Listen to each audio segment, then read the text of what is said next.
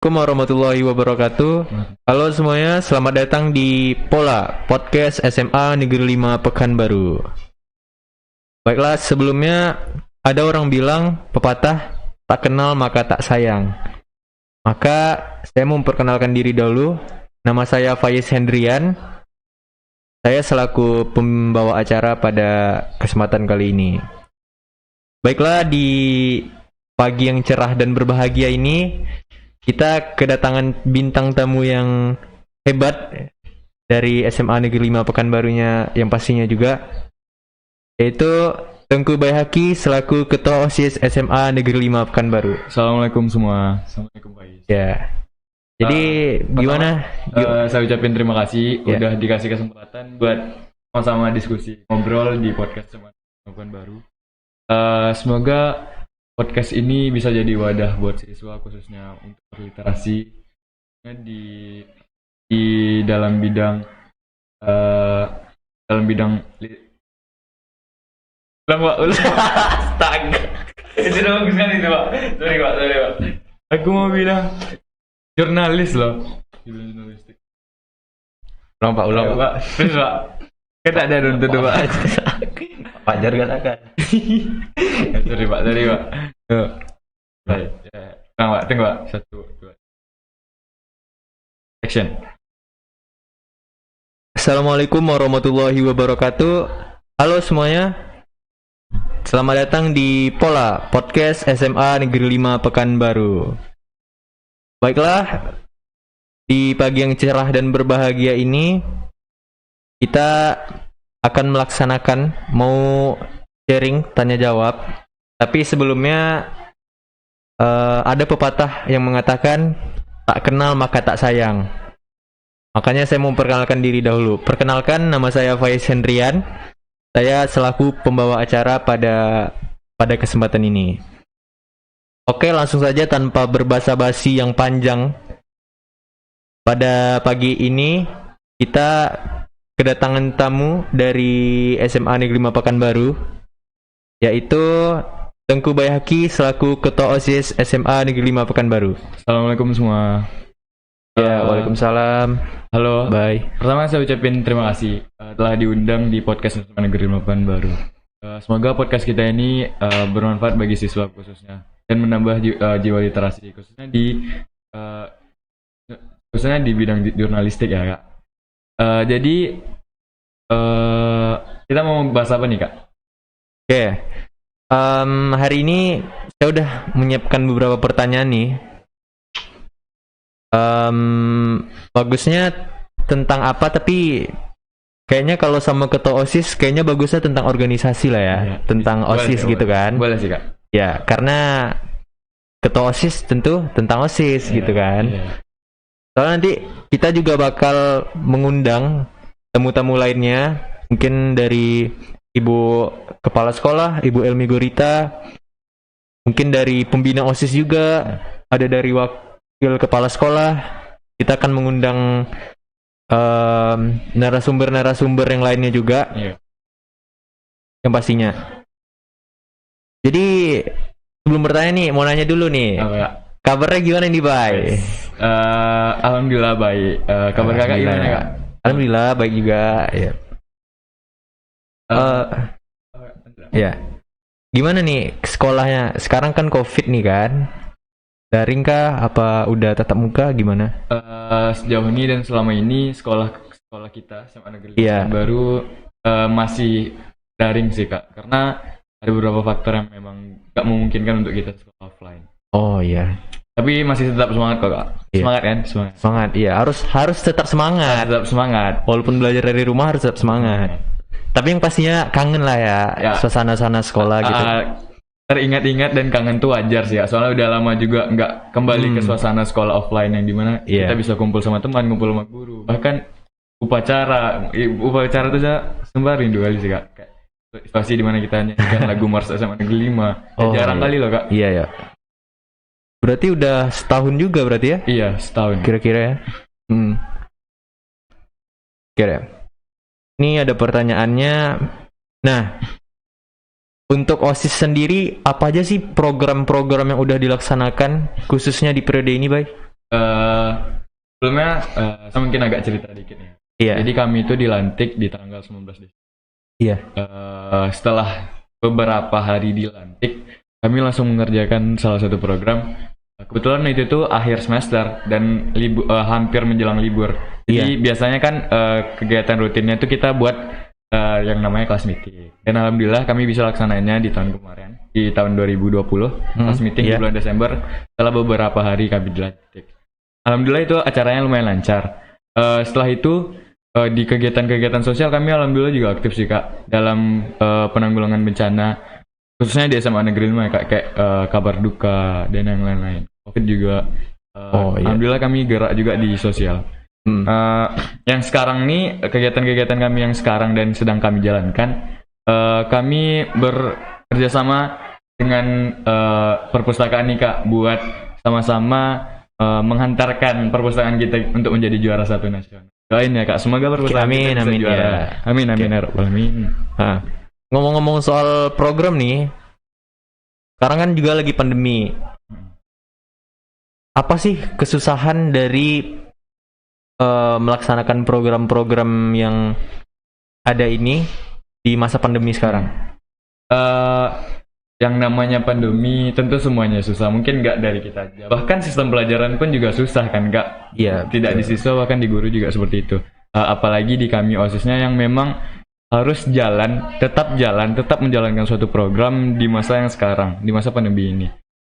Lebih ke situasi lebih menuntut kami untuk selalu berpikir inovatif dan kreatif sih Kak. Dan banyak juga tantangan-tantangan yang memang kami lakukan. Yang pertama ya, semua yang kegiatan offline harus diubah menjadi online, yang memiliki masalah problem-problem tertentu yang mungkin rasanya nggak mungkin nih, tapi harus kita buat mungkin. Mungkin kesusahannya hanya di situ. Tapi kami yakin sih, insya Allah kami bisa. Ya.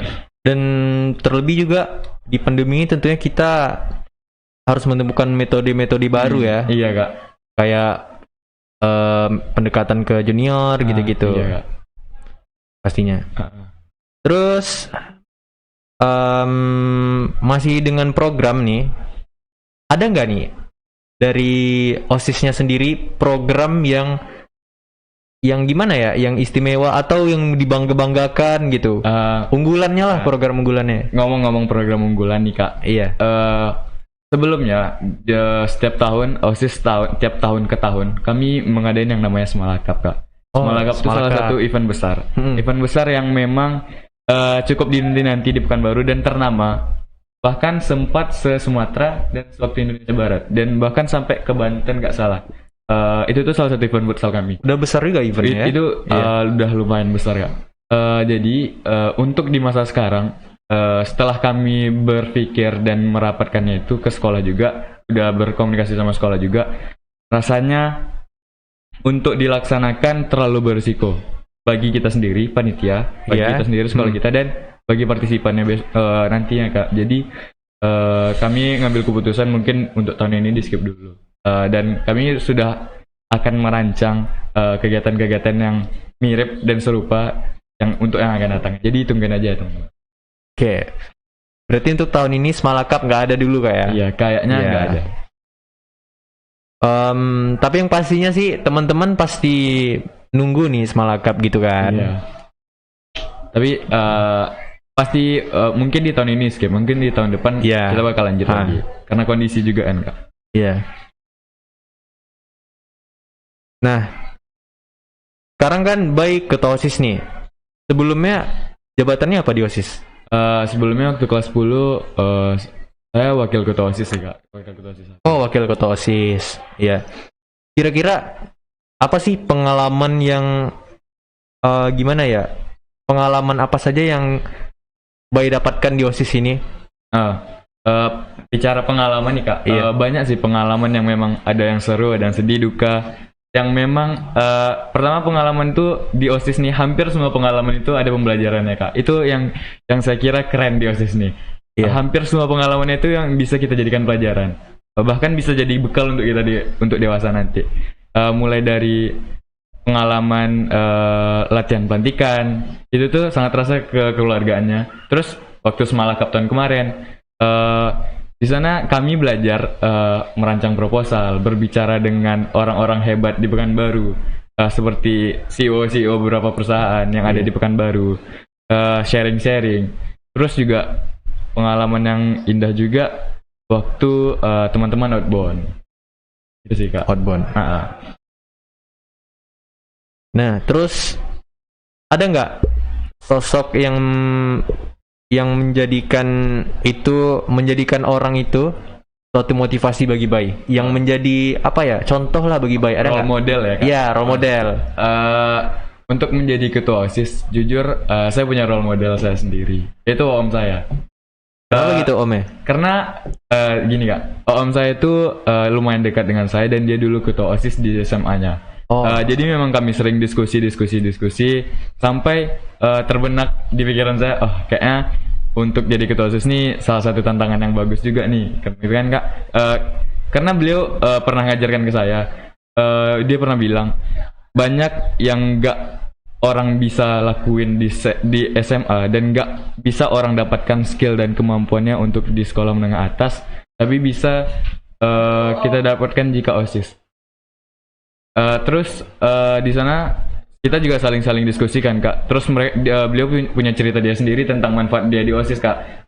Mungkin bakal saya sharing ya Kak. Jadi beliau itu kuliah di UNAN, teknik mesin. Jadi sekarang pekerjaannya menjadi kepala marketing di Mitsubishi Pusat Jakarta. Dari kalimatnya itu udah nggak nyambung kalian Kak. Teknik mesin yang kerjanya tuh kalau memang bisa jadi teknisi kan Kak, terus tiba-tiba jadi kepala marketing. Jadi dia bilang ada kesempatan yang peristiwa memang untuk presentasi, temannya yang harusnya memang itu tuh untuk presentasi nggak ada di waktu dia masih magang. Terus karena dia memang udah ada basic public speaking dari OSIS, udah bisa memang komunikasinya bagus. Terus dia memang terpaksa dalam hidup tuh dia memang terpaksa untuk menggantikan, dan hasilnya positif dan baik. Sehingga waktu dia kan itu masih magang, setelah magang dia langsung direkrut ke pusat di Mitsubishi jadi marketing. Nah jadi berdasarkan pengalaman beliau, saya yakin aja sih Kak, apa yang kita jalankan sekarang di teman-teman OSIS ini pasti banyak manfaatnya untuk kita besar. Jadi salah satu motivasi saya itu sih.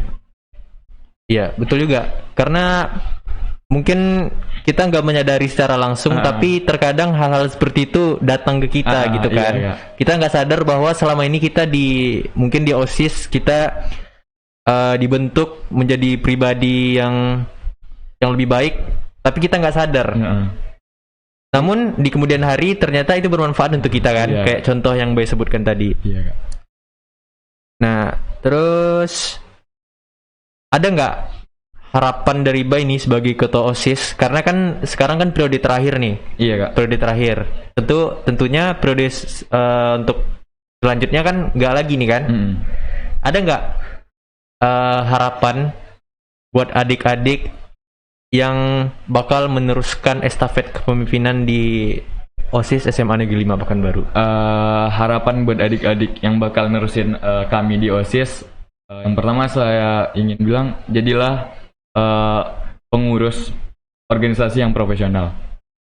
Kenapa profesional? Karena di kondisi yang sekarang, sebagai kita siswa SMA, melatih profesionalitas itu memang sangat penting. Apalagi kita sudah diwadahkan kan Kak, sudah diberi kesempatan. Jadi menurut saya, jika kita sudah terjun ke suatu bidang, ke suatu tanggung jawab, jangan setengah-setengah. Jadi maksimal aja. Jadi memang harus profesionalitas. Terus tingkatkan sih rasa kekeluargaannya. Karena menurut saya OSIS itu juga keluarga baru di sekolah. Jadi untuk kita nyaman bekerja dan melaksanakan program tuh, jika kita saling kenal dan saling satu visi. Cara untuk menjadi satu visi itu ya untuk meningkatkan dengan cara meningkatkan rasa kekeluargaan sih Kak. Terus lebih banyak kreativitasnya. Lalu jika sudah menemukan ide, langsung aja aksi. Karena menunda-nunda itu kebanyakan saat kita menunda tuh kita malah menemukan masalah-masalah yang baru yang membuat kita kadang nggak semangat lagi buat ngerjainnya Kak.